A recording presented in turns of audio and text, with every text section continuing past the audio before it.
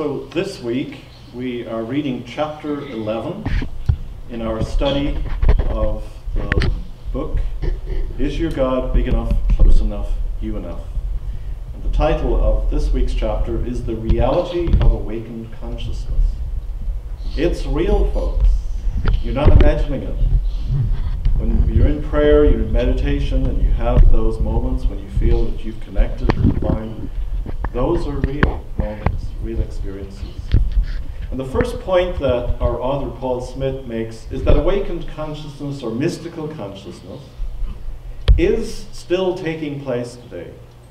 There are people who would like you to believe that, well, that happened back in the Old Testament, or it happened back in the time of Jesus, but today we're too sophisticated for that.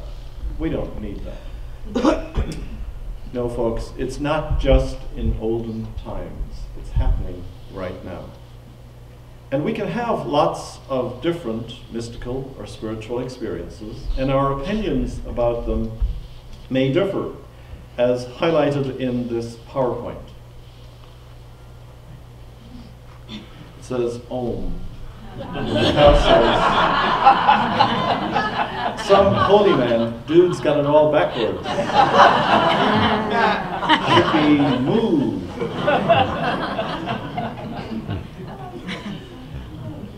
Here's an interesting fact. Almost 50% of the general public claim to have had a mystical or spiritual experience. Now, I'm not going to ask you to share your experience, if you've had one, but with a show of hands, how many people have had what we would call a mystical or spiritual experience? Wow, look around, folks. I don't think there's a hand that's not up. So we're not alone. That's the good news. And you've all found each other. You're here in a supportive, safe environment where it's okay to admit to having had spiritual experiences. And so my talk today is going to focus on the reality of mystical or awakened experience.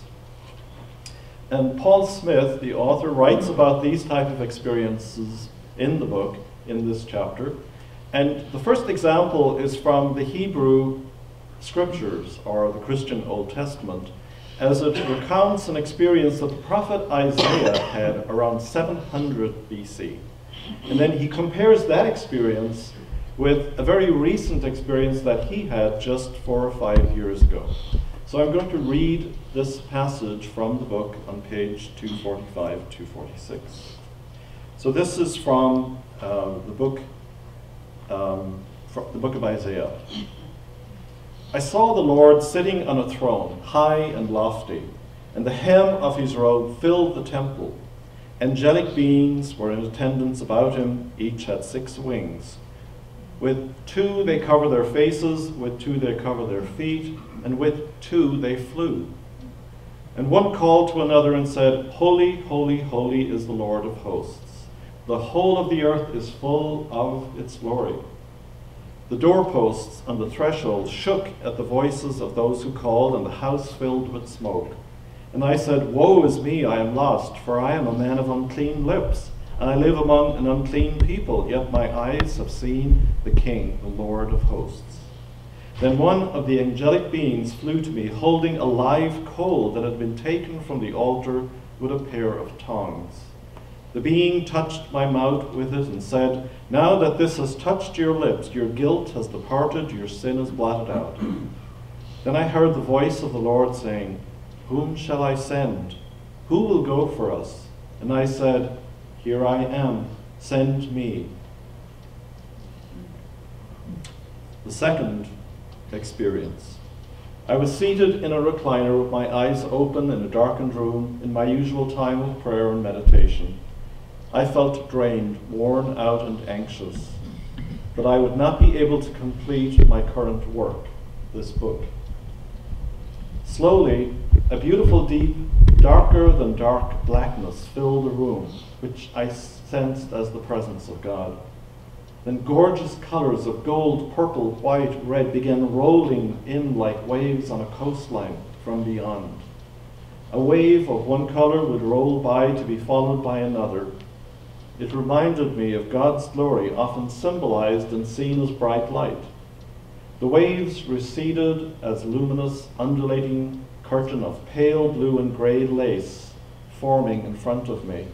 It was so real that I reached my hand out to see if it was, in fact, physical or a spiritual dimension of reality. My hand went through it, confirming it was a visionary reality.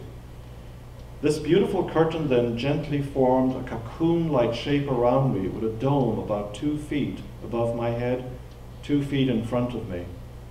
I turned around and saw that it surrounded me. It felt like the tender hand of God covering me in the midst of a vast infinity of luminous black energy. My lifelong challenge has been anxiety, often in the form of panic attacks.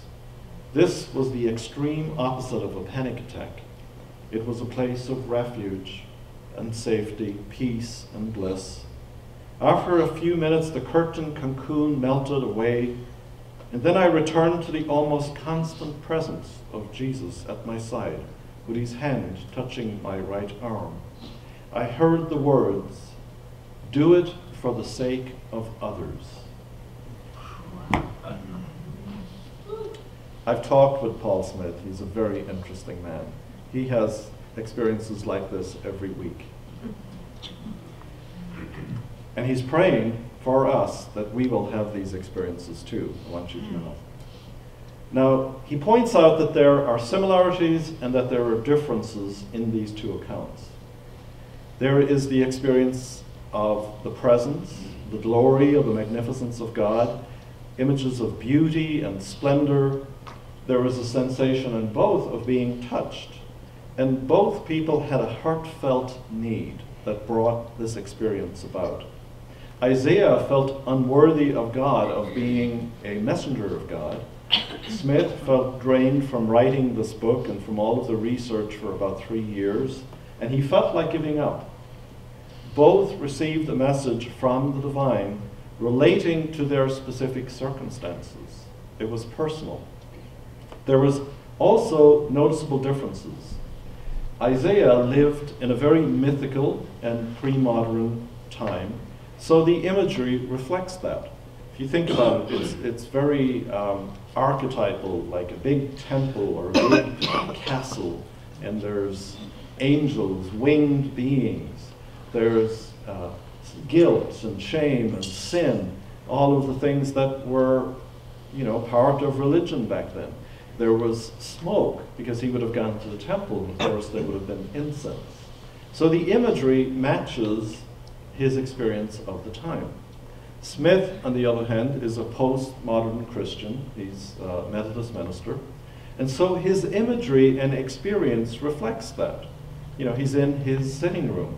It's not really filled with that type of dramatic imagery. It's more, what would you say, luminous, or it's a sense or a feeling without specific imagery. And yet at the same time, it's a message of comfort. He's not into guilt and shame and sin.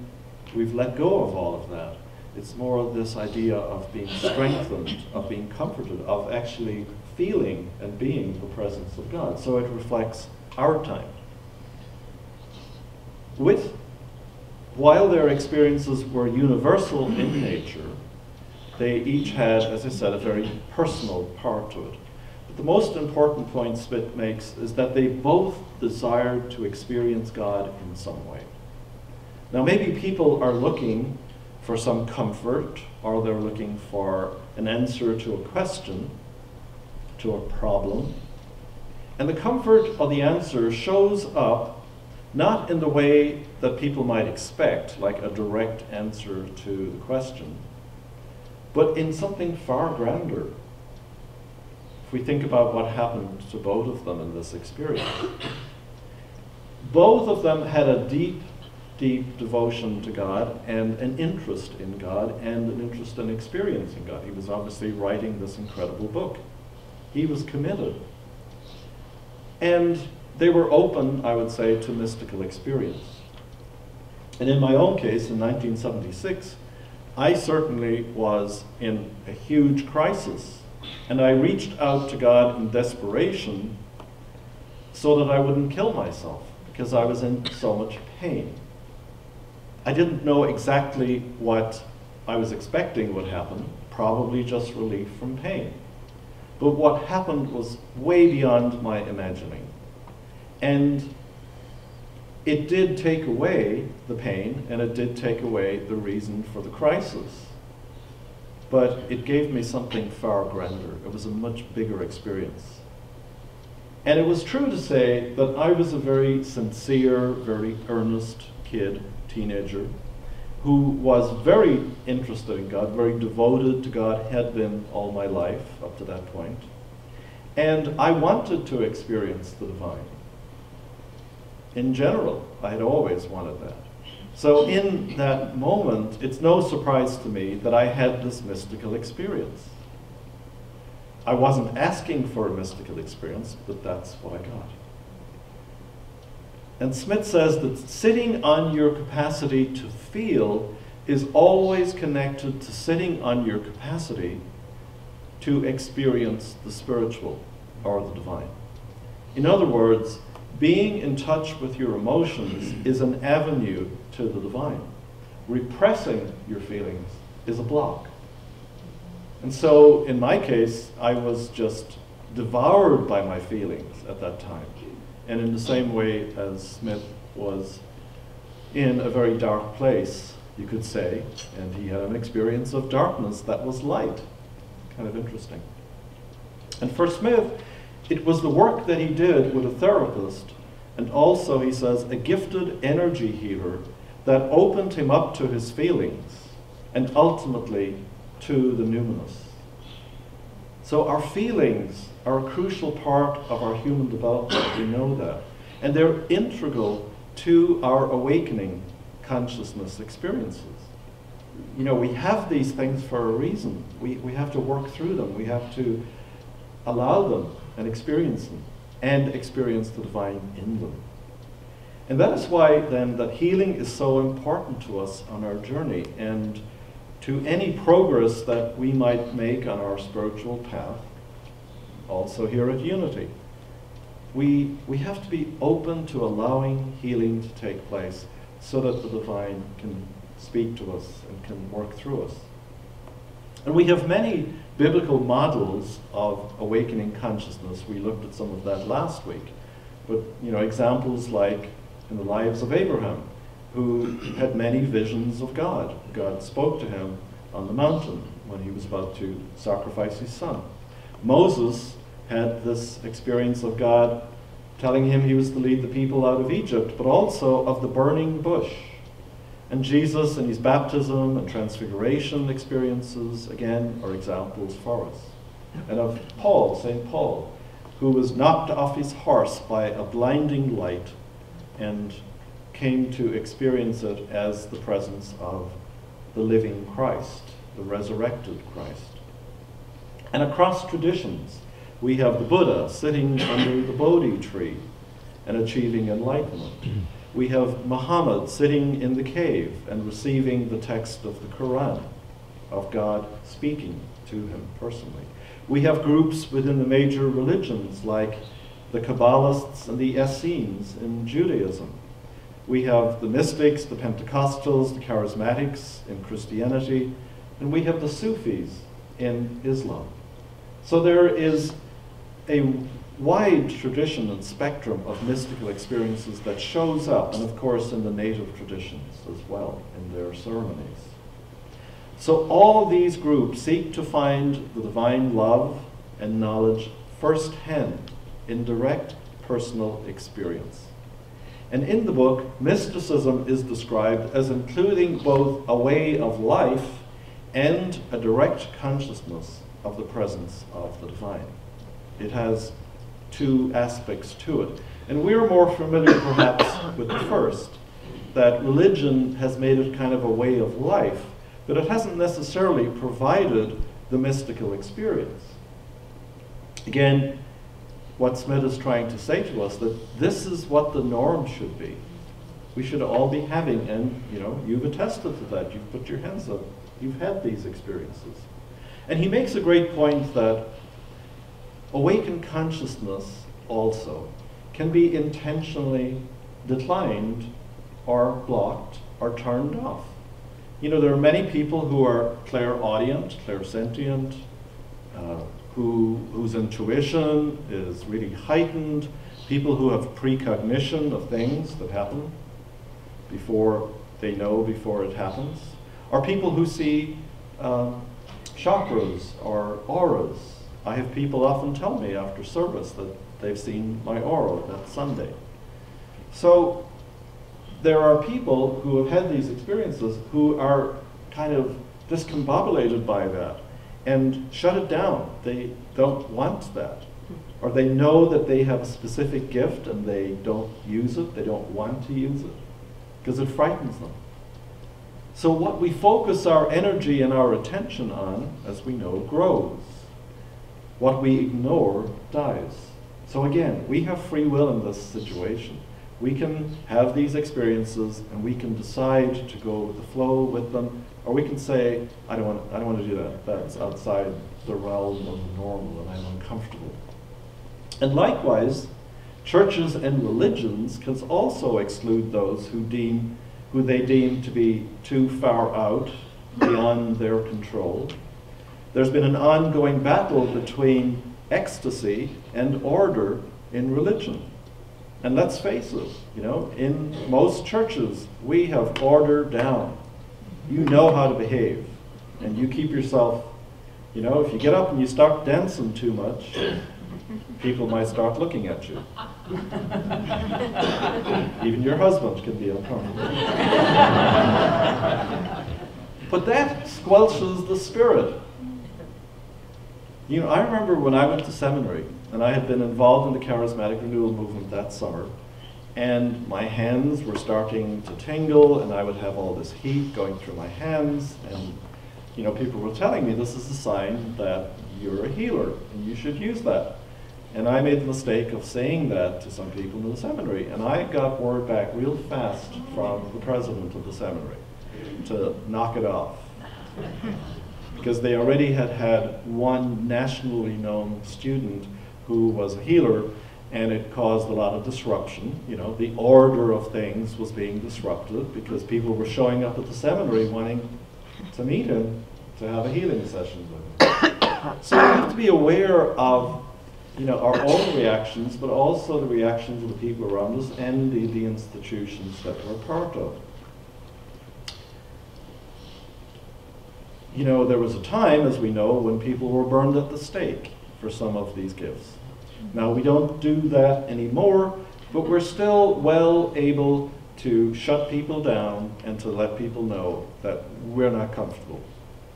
And over the past 50 years, I think if you look at what's happened in society, you could say that spirit has gone outside the churches. Who are the great healers that we know about? There are people that are, you know, they've written books, they've had TV shows, Wayne Dyer, Marianne Williamson, all of these people, spirit is speaking through these people, not through churches necessarily. And many of them are preaching the New Thought message. And so many of the great movements, like the civil rights movement, the equality movement, the LGBT movement, the Me Too movement, all of those are spirit breaking out, speaking out, healing people, bringing a new consciousness. And the message is coming through those people who are standing up and letting spirit give them courage and the ability to speak out. Because spirit is the birthright of each one of us. And if the churches aren't going to allow us to express that, then spirit will go elsewhere. Like water, it will find a way around and it will find its level and it will speak out, thank God. So we have to admit to the institutional bias against many of the people in the groups and the experiences that we're talking about, that awakened consciousness. And in more recent times, there's a more honest approach being taken to Scripture in acknowledging all the many accounts of the mystical and awakened consciousness in the Bible. Those that are uncomfortable are seen as too paranormal are not being ignored any longer. You know, people aren't reading the Bible and going, oh yeah, well, let's skip past that. No, what was that about? Was that the Spirit? Well, should we be experiencing that? So let's have a discussion about this. Let's not just gloss over it. And so there's a fresh willingness then to look at all of this. Religion can become a very stodgy head trip that banishes the emotional and the somatic, the body, if we aren't careful. We need to respect and to include our bodies and our feelings in our worship, and not just our minds. So this allows for music, for movement, for artistic expression, for dance. And more contemporary scholars, scripture scholars, they're coming out and admitting to their own mystical bent and experiences. And St. Paul, in his writings, certainly saw spirit as essentially an experiential concept, meaning the significance and the content of spirit is determined by a felt experience, first and foremost. Can we say that? Or is spirit still some mental construct, something out there that we only seek to understand with our minds and not to experience in our bodies or to experience it emotionally? Are we willing to let spirit express through our emotions of happiness, of joy? And as Smith says, he would like to see a path develop that blends the power of the Pentecostal charismatic experiences, but without the excesses, with the maturity and stability of deep, reflective prayer and meditation. And I wholeheartedly agree. And I would be interested in hearing what you think about this and how we as a community might achieve this goal. This is really all about returning to a radically creative and inspired consciousness like that seen in the first century Christianity, but experienced and interpreted in a postmodern way that works for us. What would that look like? It may just entail praying for a release of spirit in a powerful way within each one of us. And the beauty of that is that it aligns with the numinous experiences of other traditions also. This is what many other traditions are doing. When I was at the World Parliament of Religions, I took part in a Sufi music prayer service.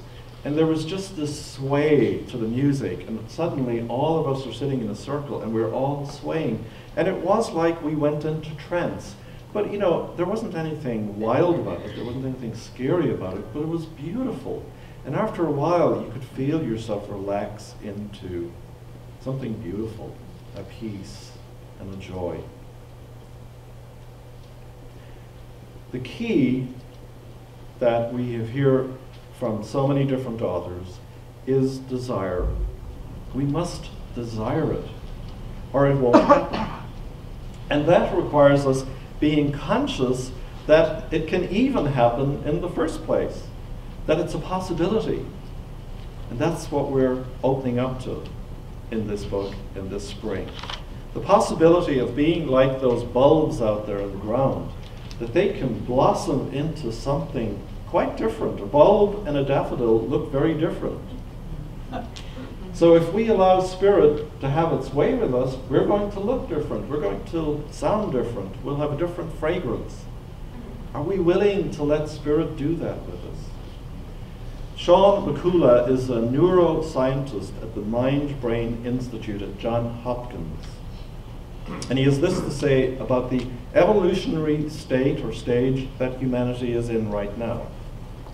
Quote, "It's inevitable that a profound transformation in our consciousness, in our way of understanding and interacting with reality, is going to soon take place." End quote. This is from his research that he's doing with patients and with clients. He sees that something is happening to the consciousness of humanity. And you know, historically, evolution has been all about the earth and about our bodies. And to me, it makes sense that the next part of evolution is going to be about our brains. You know, we've developed these bodies. They've kind of got to a point that there isn't much else for them to evolve towards. And so what's left? Our brains, our consciousness. I know Patricia was telling me that she read something about newborn babies, that their brains are not physically like our brains. They're starting to see, instead of 2 hemispheres, 3. That there's this kind of now a middle cortex that's showing up. And we know that these children have very different approaches to life than we have already, these young kids. So things are changing. And research is also showing from EEG studies that there's a remarkable state that comes to light in accomplished healers. That is being called awakened consciousness. This is a whole group of people around the world, healers.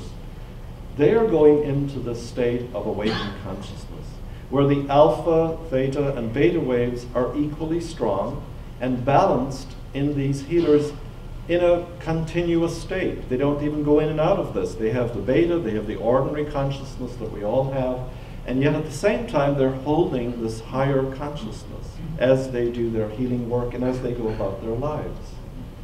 So states of awakened consciousness, heretofore unknown to people, are being experienced by them.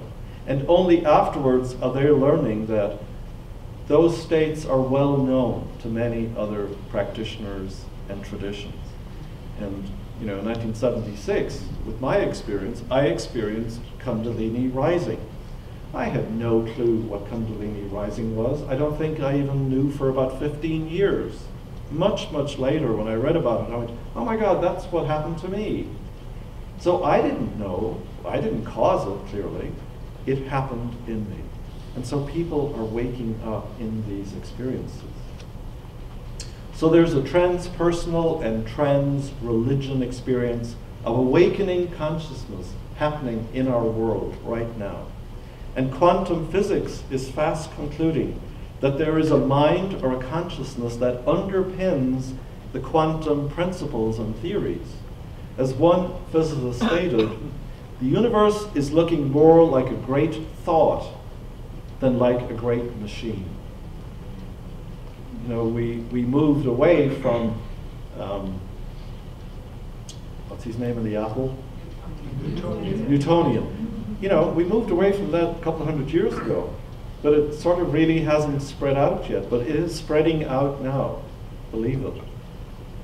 They're now saying, the scientists and the physicists, what New Thought has been saying for over 120 years, that the universe is more a spiritual, mental reality than it is a material one.